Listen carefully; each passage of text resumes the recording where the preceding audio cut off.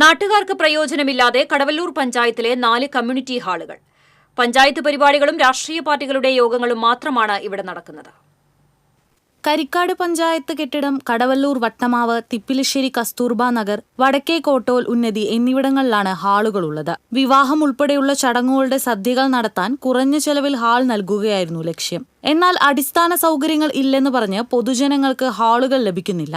കരിക്കാട് പഞ്ചായത്ത് ഓഫീസിന് സമീപം പ്രവർത്തിച്ചിരുന്ന ഹാൾ 4 വർഷം മുൻപ് വരെ നാട്ടുകാർക്ക് ലഭിച്ചിരുന്നു. പഞ്ചായത്ത് ഓഫീസ് കെട്ടിടം പൊളിച്ചപ്പോൾ ഓഫീസ് താൽക്കാലികമായി കമ്മ്യൂണിറ്റി ഹാളിലേക്ക് മാറ്റി. അതോടെ പൊതുജനങ്ങൾക്ക് കൊടുക്കുന്നത് നിർത്തി. കഴിഞ്ഞ ആഴ്ച പഞ്ചായത്ത് ഓഫീസ് പുതിയ കെട്ടിടത്തിലേക്ക് മാറ്റി. ഹാൾ അറ്റകുറ്റപ്പണി നടത്തി വീണ്ടും പ്രവർത്തിക്കുമെന്നാണ് അധികൃതർ പറയുന്നത്.